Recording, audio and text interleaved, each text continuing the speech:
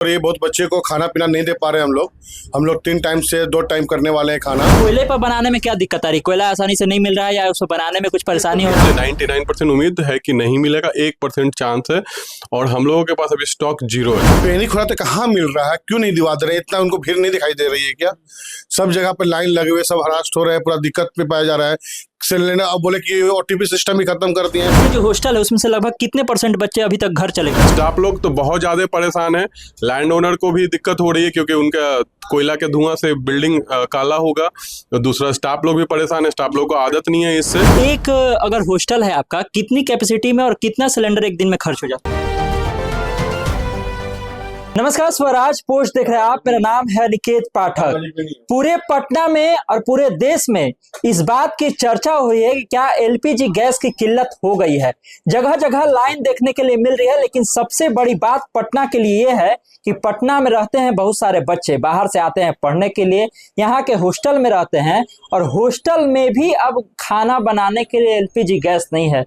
कल जो है हॉस्टल के मालिक लोग डीएम से मिलने के लिए भी गए थे, दौड़े भागे पहुंचे थे कि भाई हम लोग का कोई इलाज निकालिए। और हम लोग भी जब डीएम से ये बात पूछे थे क्या सर हॉस्टल के लिए भी कोई उपाय रखे हैं, कोई प्रायोरिटी रखे हैं, तो वो बोले कि नहीं, हम लोग अभी अस्पताल के लिए रखे हैं और जो एजुकेशन इंस्टीट्यूट रख के लिए है उसके लिए हम लोग अभी सोच रहे हैं, हॉस्टल के बारे में नहीं सोच रहे। तो जब हॉस्टल वाले लोग मिलने गए तो उनसे क्या बातचीत हुई है ये हम समझने का प्रयास करेंगे। देखिए, हॉस्टल ऑनर वेलफेयर एसोसिएशन के जो हेड लोग हैं उन लोग के पास हम बैठे हुए हैं, उन्हीं से सीधी बातचीत करेंगे। कृष्ण कुमार सिंह जी हमारे साथ हैं, उनसे सबसे पहले बात करेंगे।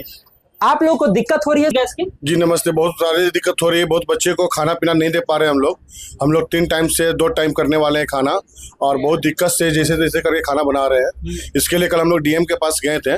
डीएम सर से यही बोला गया था, रिक्वेस्ट किया गया था सर कि इसके लिए आपको कोई प्रोटोकॉल नहीं बनाना पड़ेगा, जब आप मेडिकल कॉलेज और इंजीनियरिंग कॉलेज के लिए दे रहे हैं तो उसमें हम लोग को जोड़ दिया जाए। तो एडीएम में हम लोग का शासन दी है कि 100% वही काम हम लोग करेंगे और इस पर एक्शन भी बहुत जल्दी ली और तुरंत अपने अधिकारी को फोन की इसका क्या है, कितने जल्दी सिस्टम को इसको किया जा सकता है। अभी कितना गैस बचा हुआ, कितने दिन का गैस बचा हुआ है? गैस तो कहाँ बचा हुआ है, हम लोग तो गैस के कोयला पे कर रहे हैं, इंडक्शन लाए हैं, फिर लकड़ी वाला जो चूल्हा होता है वो लाए हैं हम लोग।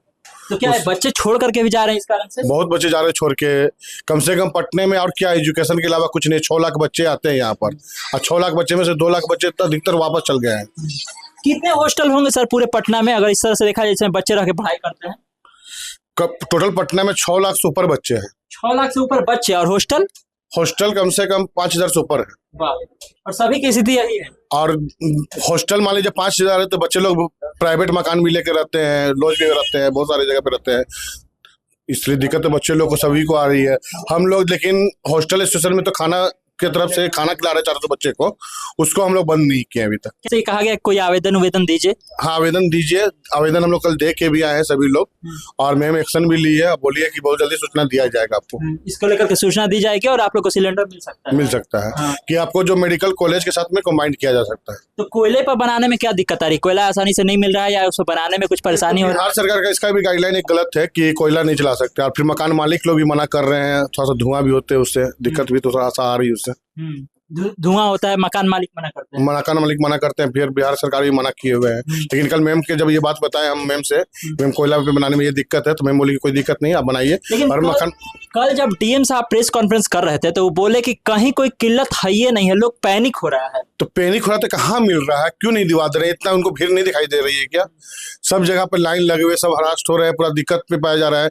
सिलेंडर अब बोले कि ओटीपी सिस्टम ही खत्म कर दिए हैं, इन कहाँ कुछ हो पा रहा है। ओटीपी सिस्टम खत्म हो गया है, वो तो पेपर में डाला गया कि ओटीपी सिस्टम बंद कर दिया गया है, अब ऑफलाइन भी लगाई है, लेकिन कहाँ सुविधा दिया जा रहा है, कुछ सुविधा नहीं मिल रही है। क्या ये पीक समय भी है स्टूडेंट लोग के लिए, क्योंकि कहा जा रहा है कि एग्जाम बहुत सारे 12 का एग्जाम खत्म होने के बाद बच्चे लोग का आने 10, 12 सीबीएसई सबका एग्जाम खत्म हो गया, तो बच्चे लोग तो मूव करेंगे ही ना, अभी से आएंगे तो ही तो तैयारी करना चालू करेंगे ना। वो आपके जो हॉस्टल है उसमें से लगभग कितने % बच्चे अभी तक घर चले गए? 30% बच्चे घर चल गए। 30% बच्चे घर चले गए हैं। देखिए, ये हैं वेलफेयर एसोसिएशन के अध्यक्ष थे और भी हमारे साथ हैं विकास जी हैं, इनका भी कई सारा हॉस्टल है पटना में, इनसे ही बातचीत करें। कल तो हम लोग वहाँ मिले भी थे और कल आप बोले भी थे कि हम बात करते हैं, तो क्या बात हुई थी एग्जैक्टली? एसडीएम से बात हुई थी आपकी? जी कल तो हम जब मिले थे उस समय बात नहीं हुआ था, उस समय डीएम साहब से मिलने के लिए कल जो उनका जनता दरबार लगता है उसके लिए हम लोग एप्लीकेशन डाले हुए थे, और लेकिन लास्टली डीएम सर नहीं मिल पाए हम लोगों से और एडीएम सर मिले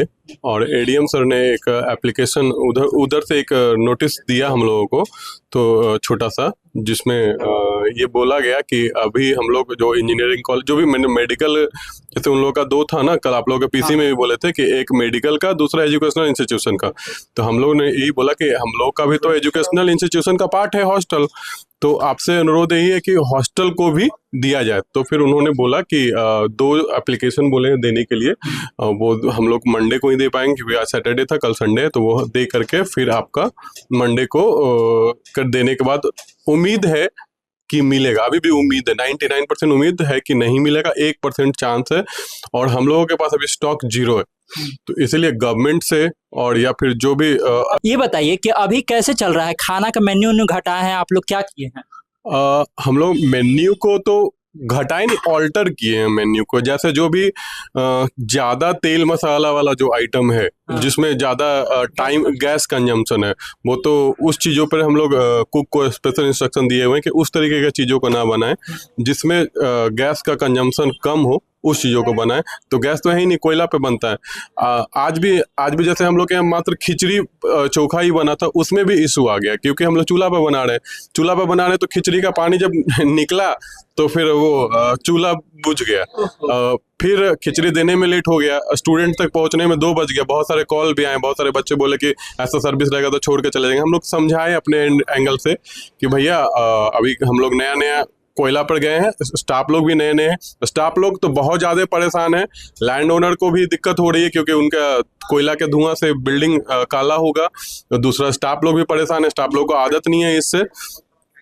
तो इस चीजों को तो मतलब हम लोग एक क्योंकि प्रॉमिस कर चुके हैं स्टूडेंट को कि खाना देंगे। ये बात बोले कि सर आप कह रहे हैं पैनिक नहीं है, मतलब कहीं पर कोई दिक्कत नहीं, किल्लत नहीं है, लेकिन परेशानी तो है, इस बात को एक्सेप्ट कर रहे हैं?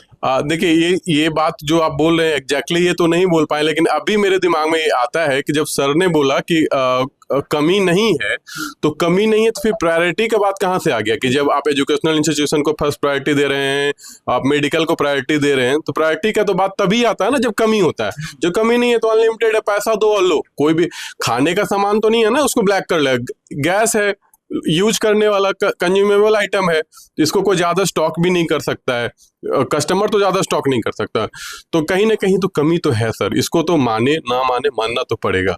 1-2 सवाल और मेरे हैं, वो हम पूछ लेते हैं सर से। सर आखिर एक अगर हॉस्टल है आपका, कितनी कैपेसिटी में और कितना सिलेंडर एक दिन में खर्च हो जाता है? जैसे हम लोग के यहाँ 500 बच्चे हैं, एक दिन में अगर कमर्शियल सिलेंडर हम लोग यूज करते हैं तो 1 सिलेंडर खत्म हो जाता है पूरा, तो हम लोग को पर डे 1 सिलेंडर तो मिनिमम चाहिए ही चाहिए। अगर कितनी कैपेसिटी का हॉस्टल होता होगा जिसके लिए एक खर्च हो जाता है? 500 लोगों का खाना जहाँ बनता है वहाँ 1 कमर्शियल सिलेंडर खत्म हो जाता है पूरे दिन में। पर डे 1 चाहिए आप लोग? चाहिए। और पहले ऑनलाइन आकर के तो देता होगा डिलीवरी? हाँ, पहले तो इजीली मिल जाता था जिसके कारण परेशानी नहीं होता था। अभी जो डीएम साहब बोल रहे हैं कि परेशानी नहीं है, तो 25 दिन पे जो रूरल एरिया में 45 दिन पे रूरल एरिया कर दिया गया और अर्बन एरिया में 25 दिन कर दिया गया। परेशानी है तभी ना ये किया गया है। आश्वासन पर भरोसा है कि जल्द सुविधा मिल जाएगी? हाँ, भरोसा है डीएम साहब, डीएम साहब बोले हैं तो भरोसा है। दरबार में बुलाए भी, सबको रखे भी है, विश्वास से तो है क्योंकि एक्शन बिहार सरकार में, नीतीश सरकार तो इतना सब बना के सिस्टम गए हैं, तो भरोसा तो है हम लोग को उनपे और विश्वास है कि वो एक्शन लेते हैं, और हम लोग उम्मीद भी करेंगे जितना जल्दी से जल्दी एक्शन ले ले तो अच्छी बात है। देखिए, भरोसे पर दुनिया कायम है और हॉस्टल मालिकों की भी अभी यही पर समस्या है। उम्मीद बांधे हुए हैं कि डीएम साहब, एसडीएम साहब ने जो कहा है कि जल्द सुनवाई होगी, आप लोगों तक जल्द जो है गैस पहुंच जाएगा। और जो बच्चे हैं, खास करके सबसे ज्यादा चिंता का विषय उनके लिए है कि अगर समय पर भोजन नहीं मिलेगा तो पढ़ाई कैसे होगी, और अगर वो छोड़ करके जाते हैं तो ये मत समझिए कि केवल उन पर असर पड़ रहा है, पूरे पटना की अर्थव्यवस्था पर उसका असर पड़ेगा। तमाम सारे अपडेट के लिए आप स्वराज पर जुड़े रहिए। यूट्यूब पर देख रहे हमारे चैनल को सब्सक्राइब कर लीजिए, फेसबुक देख रहे फेस पेज को लाइक कर लीजिए। धन्यवाद, नमस्कार।